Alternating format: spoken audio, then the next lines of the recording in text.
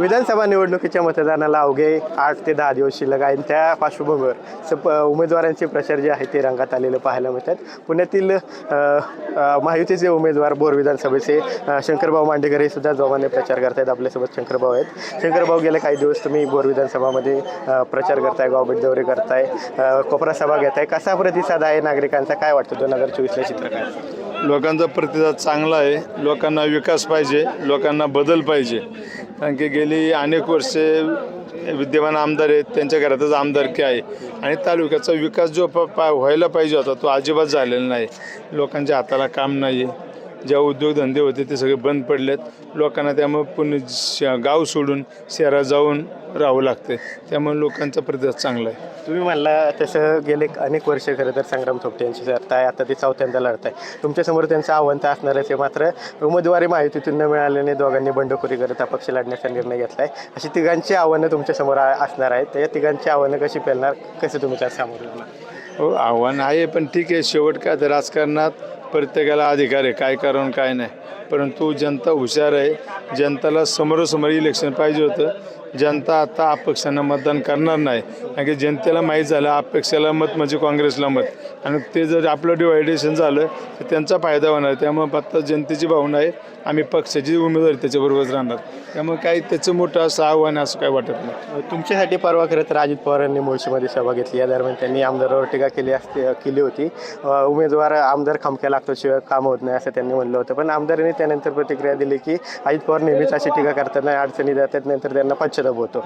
अंगात किती पाणी हे लोकसभेला आम्ही दाखवले, त्याला कसं होतं? नाही, लोकसभेला दादा बोलले ते बरोबर आहे. आमदार श्रेय स्वतःच घेतोय. आमदाराच्या एवढी हे होती तर लोकसभेला जे मतदान झाले त्या परिस्थिती वेगळी होती, आणि त्यावेळी जे मतदान झाले ते त्यांचं नाही, ते उद्धवसाहेब सेना असन किंवा काँग्रेसचं कमी, बाकी सर्व घटक पक्षांचं होते. काय आमदाराचं मतदान नाही येते. आणि आत्ताचं इलेक्शन आमदार विरुद्ध सर्व पक्ष असं आहे. संग्राम थोपटेंचं असं म्हणणं आहे की खरं तर जे इतक्या दिवस दादांसोबत राहिले, म्हणजे ज्यांचे कार्यकर्ते असतील ते इतक्या दिवस दादांसोबत राहिले, वहिनींचं काम त्यांनी लोकसभेला केलं, त्यांना तिकीट त्यांना डावलून खरं तर ऐनवेळी तुम्हाला आयात करण्यात आलं आणि त्यांना तिकीट दिलं. उमेदवार आयात करावं लागलं, यातच माझा विषय त्या विजय आहे. आता त्यांना कसं होतं ते त्यांचं मत आहे वैयक्तिक. आयाताचा विषयच नाही. आम्ही सगळे एकत्रच होतो. आणि राजकारण मग त्यांनी नाही का उमेदवारी नाही मिळलं, ऑफिस फोडलं पक्षाचं, एवढं निष्ठावून म्हणतात. आणि झेंडे तुडवले, नेत्यांच्या नावाने नाही ते आरोग्य भाषेत बोलले, मग त्यांची निष्ठा कुठं होती? असं काय नाही. आणि राजकारणामध्ये त्यांना एकच सांगतो, त्यांचे वडील मंत्री होते म्हणून त्यांना संधी मिळली. हेच जर ते सर्वसामान्य कुटुंबातले असते ना, मग त्यांना कळलं असतं आयात निर्यात काय असते आणि उमेदवारी मिळवण्यासाठी काय कष्ट करावं लागतात. प्रत्येकाची इच्छा असते. शेवट पक्ष हा निकष ठेवत असतो. जो उमेदवार सगळ्यांना एकत्र घेऊन चालेल, विजयी होण्याची खात्री असेल, अशा चांगल्या माणसाला उमेदवारी देतात. ज्याला उमेदवारी मिळून त्याचं काम हे सर्वांना घेऊन एकत्र घेऊन चाललं. आम्ही गेले अनेक वर्ष एकत्र काम केलेले. त्यामुळे ही मंडळी आज माझ्याबरोबर तुम्ही पाहताय प्रत्येक गाव भेट दौऱ्यात ती हिंडतात. उलट त्यांनी ग्रुप केल्यात. जो त्याच्या भागात हिंडतात, रणजितदादा एका भागात हिंडतात, विक्रमदादा एका भागात हिंडतात, भालचंद्र भाऊ एका भागात आहेत, किंवा संतोषदादा हे गोरपडे आहेत, किंवा चंद्रकांत भाऊ बाटे आहेत.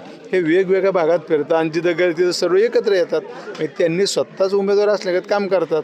त्यामुळे काय असं त्यांचं जे बोलणं हे पूर्ण चुकीचं आहे. खरं तर बोर विधानसभा मतदारसंघ पाहिला तर 3 तालुके आहेत, भरपूर मोठा मतदारसंघ आहे. आणि त्यातच तुम्ही भाषणामध्ये म्हणताय की मुळशीमध्ये जास्त मतदारसंघ आहे, किंवा माध्यमांना प्रतिक्रिया देताना पण म्हणते मतदारसंख्या जास्त आहे, त्यावेळेस आपल्याला मुळशीचा आमदार करावा. पण आता त्यानंतर तुमच्यावर टीका होती बाकीच्या यांच्याकडं की तुम्ही भेदभाव करताय तालुक्यांमध्ये. आम्ही कुठे भेदभाव करतोय? आम्ही फक्त लोकांचं म्हणणे मांडलंय की 24 वर्षांनंतर आम्हाला संधी मिळली. बोरला संग्राम थोपटेला 3दा संधी दिली ना, कोण दिली? मुळशीने दिली ना. त्याचं आम्ही नाही म्हणलो ते बोरचे आहेत, आम्ही मुळशीत आहेत.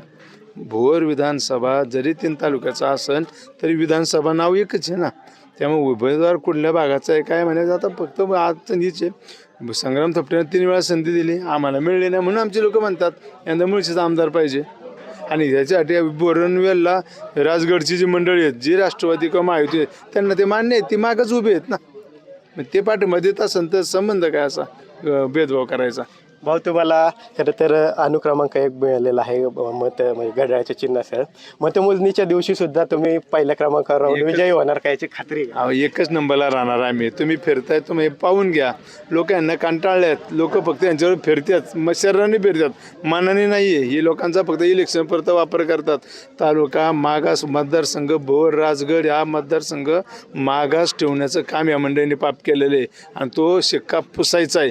आणि म्हणून खऱ्या अर्थानं पब्लिकनेच हा सांगितलं हा शिक्का पुसायचा असेल तर बदल हा घडणारच आणि तो 100% ते वातावरण ते बदल नक्की घडणार. धन्यवाद. तसं नसतं तर हे बघा जे आम्ही कार्यक्रम घेतले सगळ्या कार्यक्रम डुप्लिकेट कॉपी त्यांनी केली पण एकात पण यशस्वी झाले नाही. सगळे कार्यक्रम त्यांचे फेल गेलेत कारण की कधी समाजात येऊन खिशात हात घालून कधी काम केलंच नाही त्यांनी. फक्त आयतं तिकीट मिळतंय वेगवेगळ्या संघटना वापरायला मिळतं हे बेसवर चाललेत. पण आता ही घराणेशाही चालणार नाही. हे इलेक्शन पब्लिकने हातात घेतलंय त्यामुळे बदल हा घडणार. धन्यवाद भाऊ. तर महायुतीचे उमेदवार शंकरभाऊ भांडेकर यांनी आपली प्रतिक्रिया जी आहे दिलेली पाहायला मिळते. कॅमेरा पर्सन सुशांत राऊत सह विनय जगताप, TV9 मराठी, भोर, पुणे.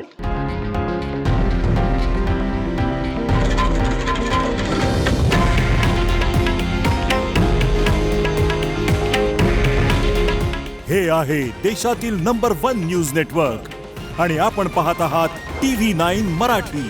काळजी तुमची, हित महाराष्ट्राचं.